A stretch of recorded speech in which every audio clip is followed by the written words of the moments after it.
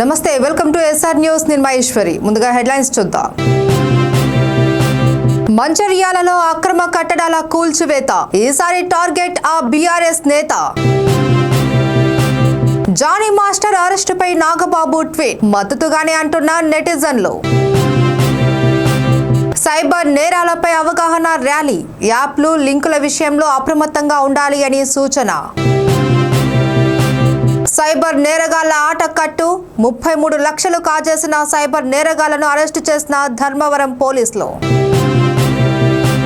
అటు పాలకులు కానీ ఇటు రోడ్లు భవనాల శాఖ అధికారులు కానీ నిర్లక్ష్యంగా వ్యవహరించడం వల్ల పార్వతీపురం నుండి 3 రాష్ట్రాలకు వెళ్లే మార్గం గుంతలమయంగా మారి వాహనదారులు ప్రాణాలతో చెలగాటమాడుతున్నారని సిఐటియు మరియు పార్వతీపురం సాలూరు బొబ్బిలి రాయగడ లారీ అసోసియేషన్ మరియు ఆటో యూనియన్ నాయకులు ఆగ్రహం వ్యక్తం చేస్తున్నారు. గోతులను పూడ్చివేసి అటు వాహనదారులు ఇటు ప్రయాణికుల ప్రాణాలను కాపాడాలి అని కోరుతూ ఈ నెల 20న కొమరాడ మండల కేంద్రంలో భారీ బంద్ను చేపడుతున్నారు ని తెలిపారు. ఆ బంద్ను జయప్రదం చేయాలి అని వారు పిలుపునిచ్చారు. కొమరాడ గుమ్మడ గ్రామ సమీపంలో గల అంతర్రాష్ట్ర రహదారిపై ఉన్న పెద్ద గొయ్యి వద్ద నిరసనను వ్యక్తం చేశారు. ఈ కార్యక్రమంలో ఏపీ డ్రైవర్ మహాసంఘం ఉపాధ్యక్షులు ఆదాడ అప్పారావు, లారీ డ్రైవర్లు, స్థానికులు పాల్గొన్నారు.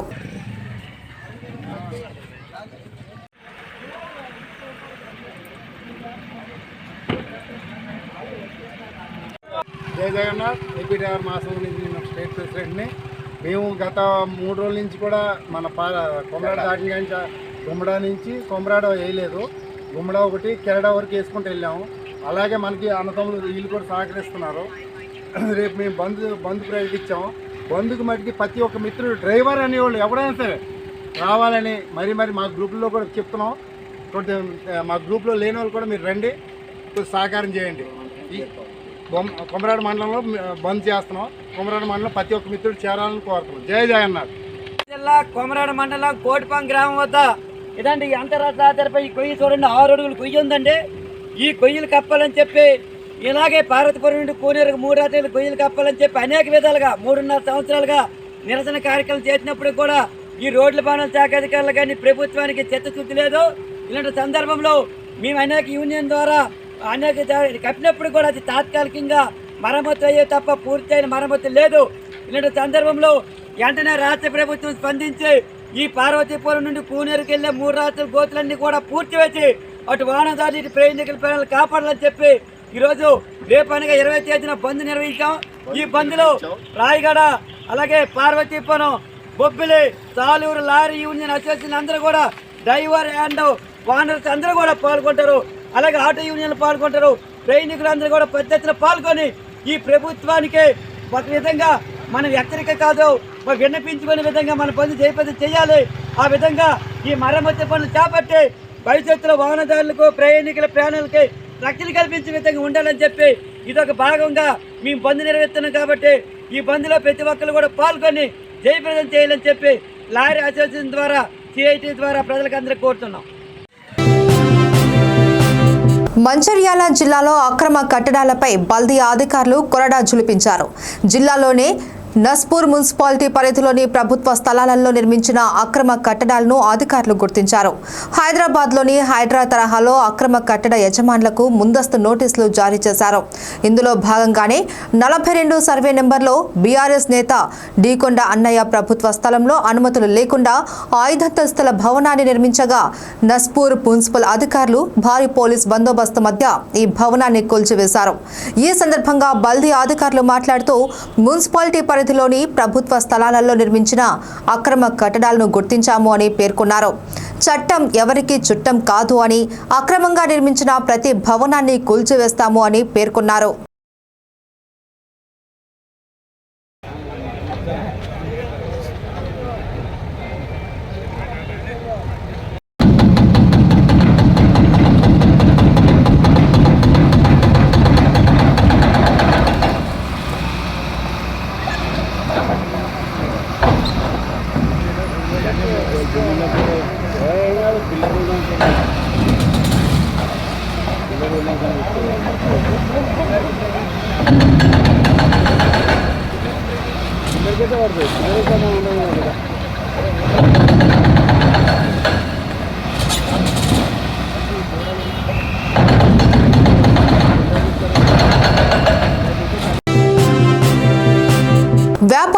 చేయాలి అంటే సేట్ల తర్వాత ఎవరైనా, ఇది వాస్తవం. కానీ వీరి వల్ల కొంతమంది మొబైల్ కార్మికులు రోడ్డున పడుతున్నామని ఆవేదన వ్యక్తం చేస్తున్నారు.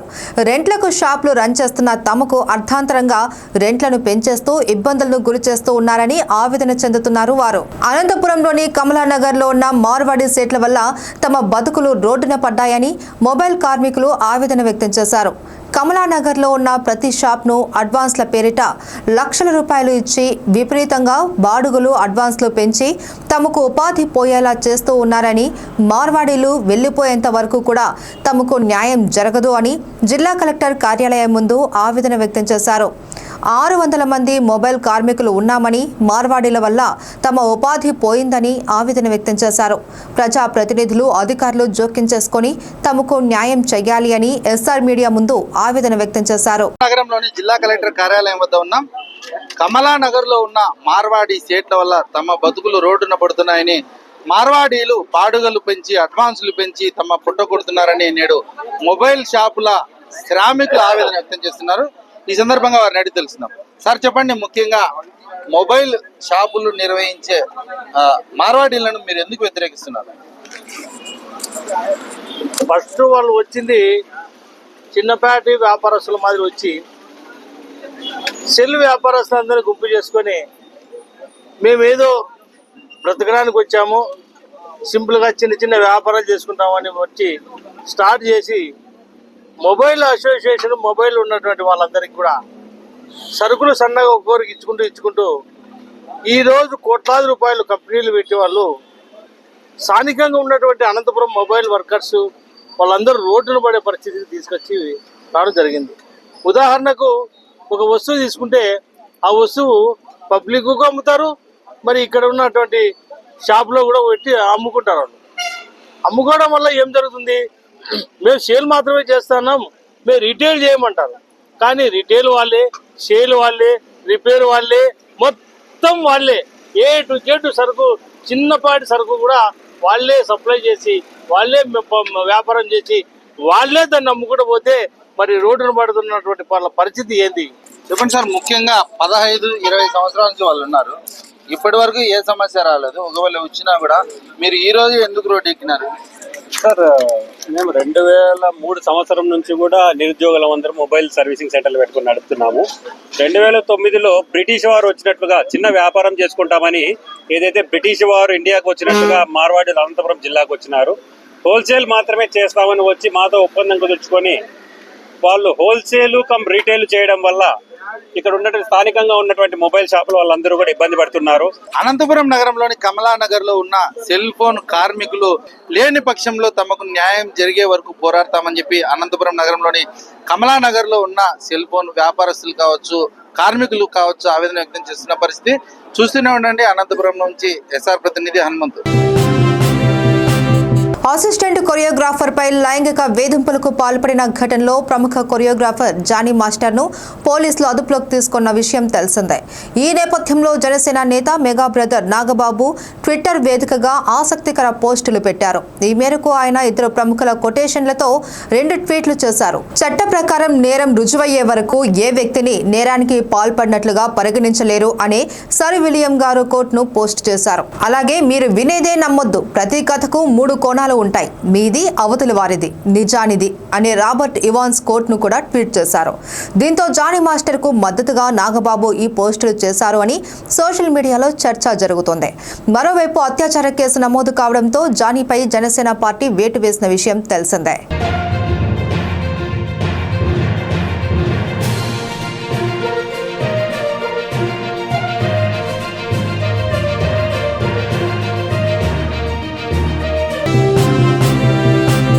ధర్మవరం పట్టణంలో గురువారం సైబర్ నేరాలపై అవగాహన కల్పిస్తూ శ్రీ సత్యసాయి జిల్లా పోలీసుల ఆధ్వర్యంలో ర్యాలీ నిర్వహించారు. సైబర్ నేరాల కట్టడికి తీసుకోవాల్సిన జాగ్రత్తలపై పెద్ద ఎత్తున ధర్మవరం సబ్ డివిజన్ శ్రీ సత్యసాయి జిల్లా పోలీసుల ఆధ్వర్యంలో ఈ కార్యక్రమాన్ని నిర్వహించారు. ఈ కార్యక్రమాన్ని జిల్లా ఎస్పీ రత్న, ఐపీఎస్ల ఆధ్వర్యంలో చేపట్టారు. ఈ కార్యక్రమానికి ముఖ్య అతిథులుగా అదనపు ఎస్పీ ఆర్ల శ్రీనివాసులు, సిఐలు, ఎస్ఐలు, పెద్ద ఎత్తున ప్రభుత్వ, ప్రైవేటు కళాశాలల విద్యార్థిని విద్యార్థులు పాల్గొన్నారు.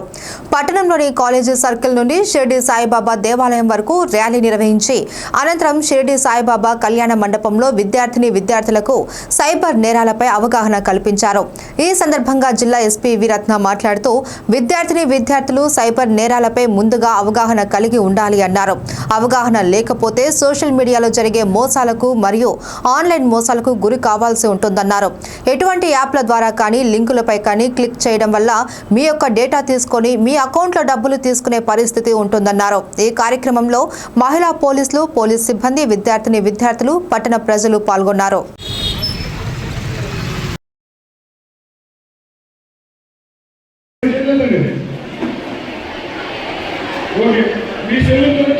రిపోర్ట్ అవుతుంది. అట్లాగే చీట్ చేయకూడదు, ఎక్కువగా రిపోర్ట్ అవుతుంది. తర్వాత న్యూడ్ వీడియోస్ అలాంటివి కూడా పెట్టించుకుని వాళ్ళ బ్లాక్మెయిల్ చేయడం, రకరకాలుగా హెరాస్ చేయడం జరుగుతుంది. చాలా స్పీడ్ వాయిస్తో మాట్లాడడం, సో ఇంట్లో అకౌంట్ కనుక డబ్బులు వేస్తే సో ఇంట్లో విధంగా మీకు మేము అకౌంట్ అనేది అర్థం ఉంటాయి. అట్లాగే నుంచి మీకు రిక్వెస్ట్ ఏంటంటే మీరు కనుక పోలీసుతో కలిసి పనిచేస్తే రాబోయే నేరాల్లో సైబర్ నేరాలే ప్రధానంగా ఉంటాయి.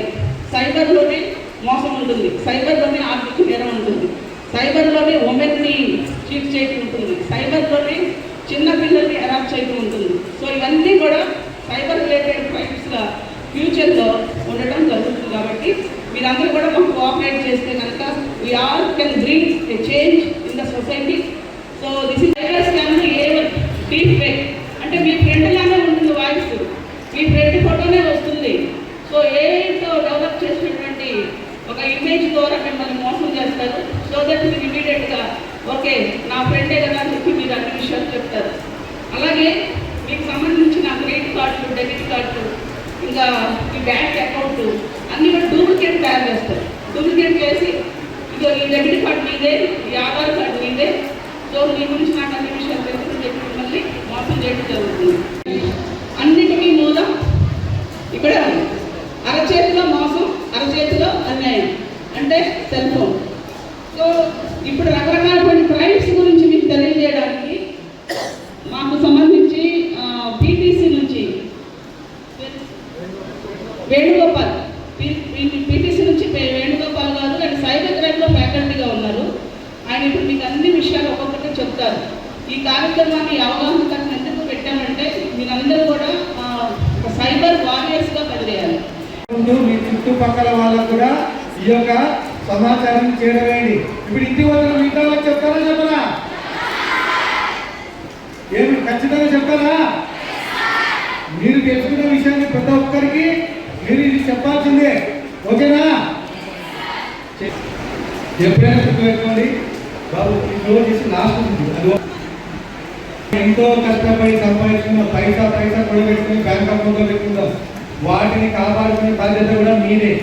దయచేసి ఈ అంశాలన్నీ కూడా జాగ్రత్త అబ్జర్వ్ చేసి వీటిని పాటించండి. తరచుగా మీ బ్యాంక్ అకౌంట్ అప్పుడప్పుడు ఓపెన్ చేయండి, ట్రాన్సాక్షన్స్ గమనించండి.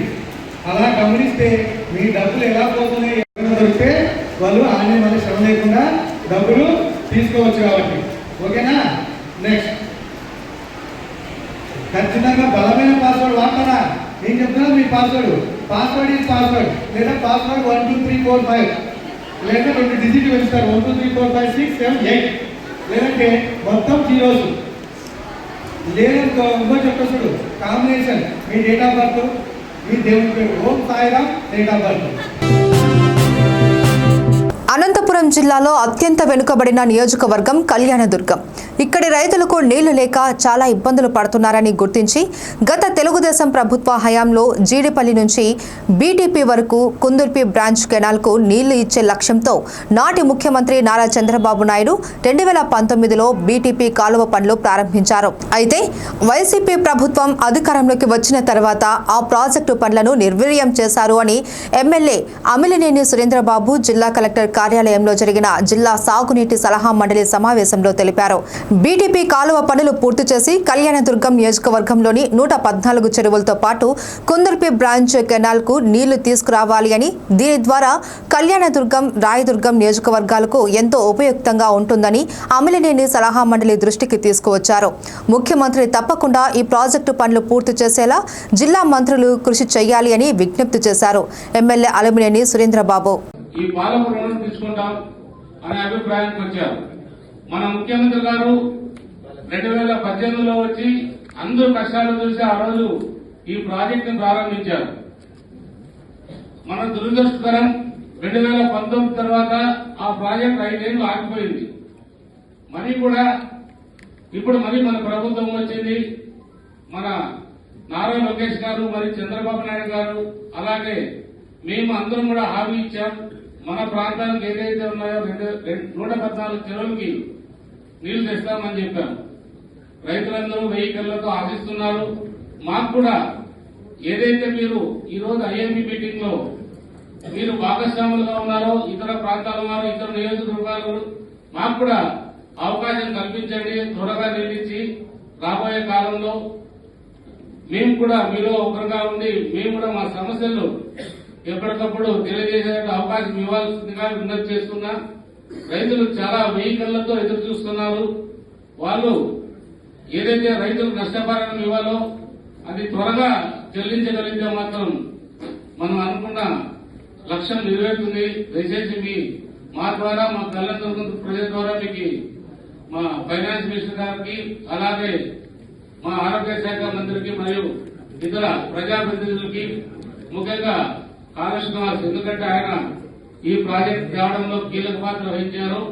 ఆయన కూడా ఇంకా కూడా పోరాటం చేసి 2 ప్రాంతాలకు నీళ్లు వచ్చి ఏర్పాటు చేయాల్సిందిగా విజ్ఞప్తి చేస్తున్నాం. ఫైనాన్స్ మినిస్టర్ గారికి ఒకటే విజ్ఞప్తి.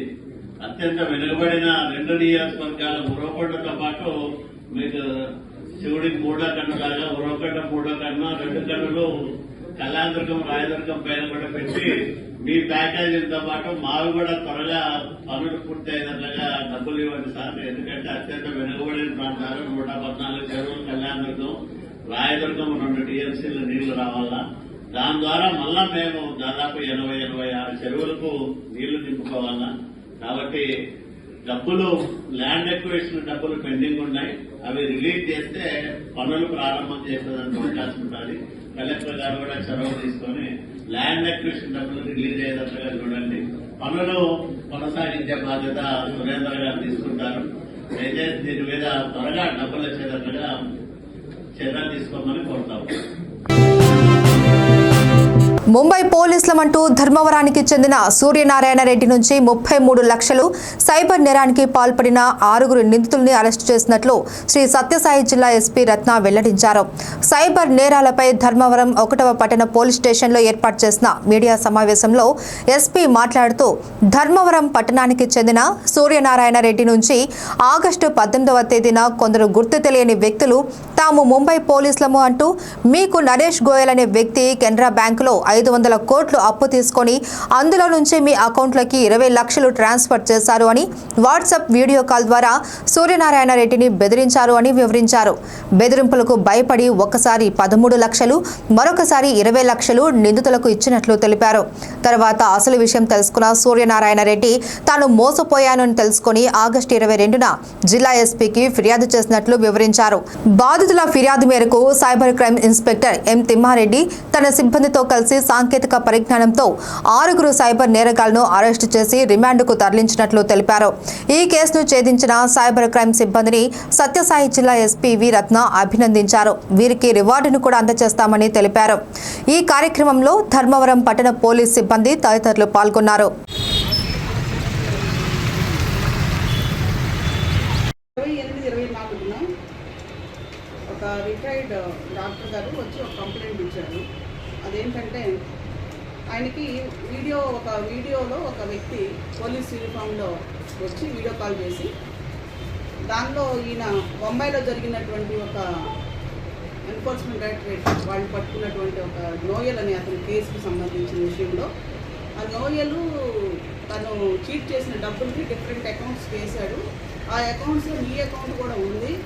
మీ అకౌంట్ అతను 20 lakhs వేశారు కాబట్టి మీరు కూడా కేసులో నేరస్తులు అవుతారు, మిమ్మల్ని మేము అరెస్ట్ చేయడానికి వస్తాము సో అని చెప్పి థ్రెట్ చేయడం జరిగింది. దాని మీద కన్సర్న్ డాక్టర్ గారికి అలా రాకుండా ఉండాలి అంటే మీరు మాకు అకౌంట్లో ఒక 2 అకౌంట్లు మెన్షన్ చేసి ఆయనకి డబ్బులు ఏమని చెప్పి చెప్పడం జరిగింది.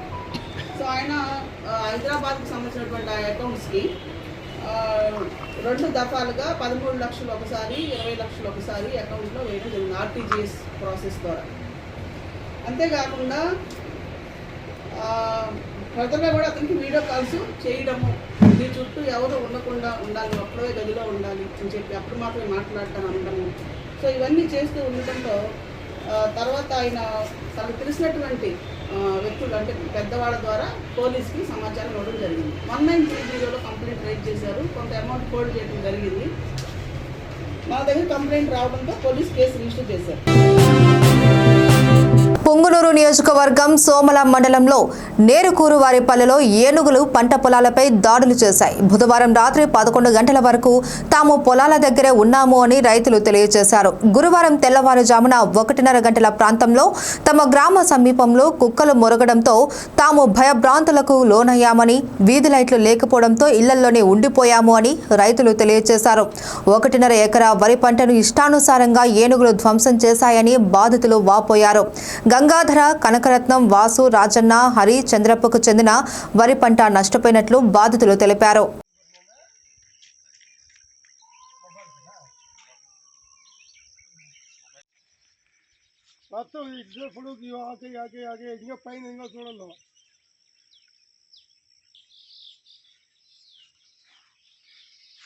అది నెలకూరు సోమల మండలము నెలకూరుపల్లి వస్తువులు మేము ఏనుగులు వచ్చి 1 ఎకరా మడి నష్టం చేయగలిగినాయి. పైపు 100 మీటర్లు తొక్కేసిన నల్ల పైపు. ఊరి దగ్గరికి వచ్చి ఊర్లో అంతా భయపడిపోయి ఊర్లో మేము బయట రాకుండా ఉండిపోయినాము. ఈదులో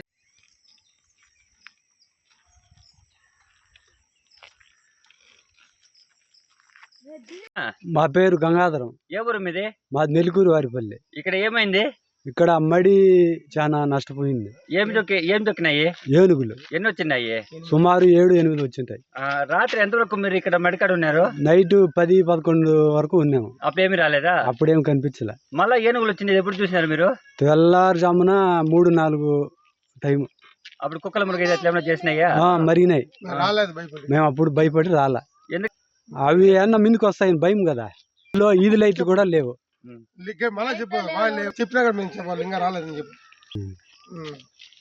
అధికారులు మమ్మల్ని ఆదుకుంటే బాగుంటుంది. అన్న మీ పేరునా? గంగాధర. ఏ ఊరు మీది? నెలకూరుపల్లె. ఎన్ని ఏనుగులు వచ్చింటాయి ఇక్కడికి? 8 ఏనుగులు వచ్చినాయి. 8 ఏనుగులా? ఎన్ని ఏనుగులు వచ్చింటాయి రాత్రి పూట? రాత్రి పూట ఎప్పుడు వచ్చినా తెలియదు. తెల్లారి 5 గంటలకు బయలుదేరినాయి. మళ్ళీ అండి అది మీరు చూసినారా? ఏనుగులు పోయేప్పుడు చూసాము. సుమారు ఎంత మాత్రం నష్టం ఉంటుంది మీకు ఇక్కడ? 1 ఎకరా మడి నష్టమైంది. ఇంకా ఇదేమన్నా మీకు నష్టం చేసినాయా? ఎకరా మడి వరకు మేసుకొని తినుకొని వెళ్ళిపోయినాయి. 7 వరకు మళ్ళీ బయట ఎట్లా చేసినాయి తెల్ల. నల్ల పైపు 100 మీటర్లు దొక్కేసినాయి. అది ఎంత మాత్రం ఉంటుంది సుమారు నష్టం మీకు? ఆ పైపు వచ్చి 5,000 రూపాయలు నల్ల పైపు. ఇంకా మడి వచ్చి ఇప్పుడు మన ఖర్చు లెక్కేసుకున్నా కూడా ఈ కాలంలో దగ్గర 20,000 వస్తుంది మడిది. సుమారు మడి ఎంత ఉంటుంది మీరు చేసింది?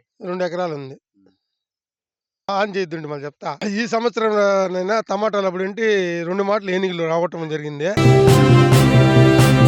రాహుల్ గాంధీపై శివసేన పార్టీ ఎమ్మెల్యే షిండే చేసిన వ్యాఖ్యలను తీవ్రంగా ఖండిస్తున్నామని కాంగ్రెస్ పార్టీ జిల్లా అధ్యక్షుడు పోటుగారి భాస్కర్ తెలిపారు. గురువారం మధ్యాహ్నం 12 గంటలకు గాంధీ విగ్రహం వద్ద నల్ల బ్యాడ్జీలు ధరించి నిరసన కార్యక్రమాన్ని చేపట్టారు. ఈ సందర్భంగా ఆయన మీడియాతో మాట్లాడుతూ శివసేన పార్టీ ఎమ్మెల్యే షిండే రాహుల్ గాంధీ నాలుకను కోసి తెచ్చిన వారికి 11 లక్షలు పారితోషికం ఇస్తాను అని చెప్పడం ప్రజాస్వామ్యాన్ని ఖూనీ చేయడమే అవుతుందని అన్నారు. దీని వెనుకాల బీజేపీ కుట్ర దాగి ఉందని జరిగిందని ఆరోపించారు.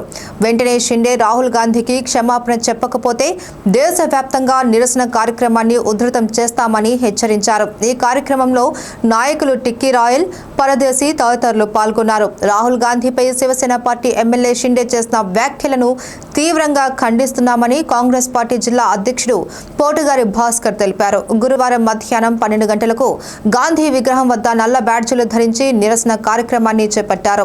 ఈ సందర్భంగా ఆయన మీడియాతో మాట్లాడుతూ శివసేన పార్టీ ఎమ్మెల్యే షిండే రాహుల్ గాంధీ నాలుకను కోసి తెచ్చిన వారికి 11 లక్షల పారితోషికం ఇస్తాను అని చెప్పడం ప్రజాస్వామ్యాన్ని ఖూనీ చేయడమే అవుతుందని అన్నారు. దీని వెనుకాల బీజేపీ కుట్ర దాగి ఉందని ఆరోపించారు.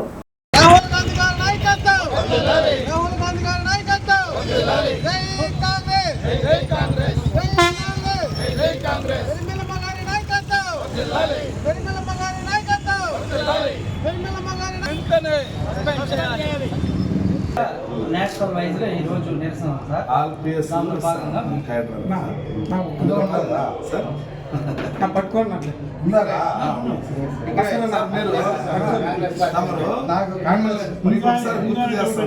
సార్ ఒకసారి చూడండి సార్ ఫోటో చూడండి సార్ చూడండి సార్ ఇక్కడ చూడండి సార్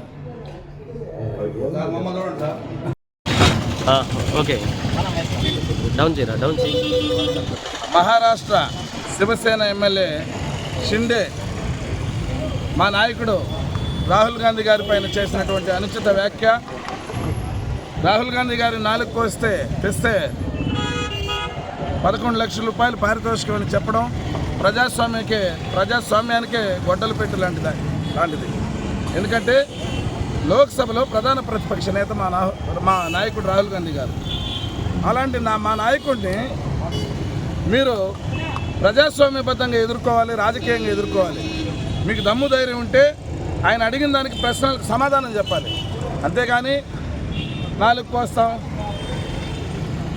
మెడకాయలు కోస్తాం, ఆకాయలు కోస్తాం అంటే మీకు కూడా ప్రజలు ఖచ్చితంగా రాబోయే రోజుల్లో మీకు ఓటు అనే ఆయుధంతో తగిన గుణపాఠం చెప్పడం ఖాయమనేసి మీరు చేసినటువంటి ఈ వ్యాఖ్యల్ని వెనక్కి తీసుకొని, ముఖ్యంగా శివసేన పార్టీ నిజంగా ప్రజాస్వామ్యబద్ధంగా వ్యవహరించే పార్టీ అయితే షిండేని వెంటనే సస్పెండ్ చేయాలి, ఆయన ఎమ్మెల్యే పదవిని వెంటనే రద్దుపరచాలనేసి ఈ సందర్భంగా డిమాండ్ చేస్తా ఉన్నాం.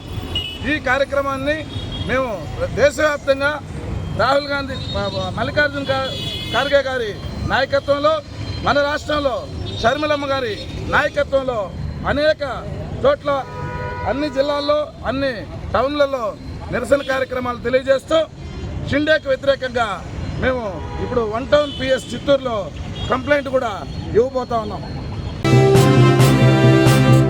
విశాఖలో భారీ వర్షం మొదలైంది. వర్షం కారణంగా పలు చోట్ల విద్యుత్తుకు అంతరాయం ఏర్పడింది.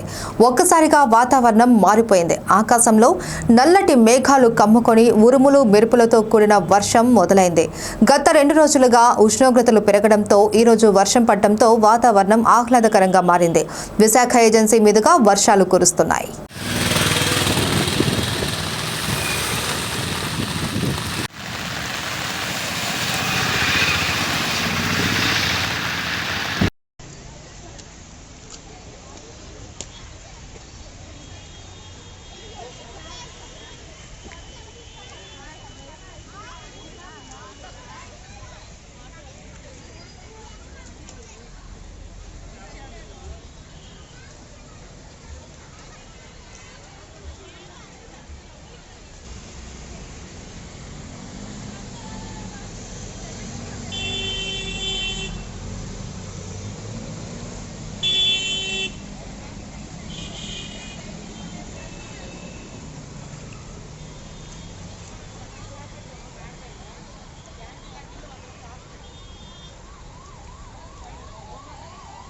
ఇవి బులెటిన్ అప్డేట్స్.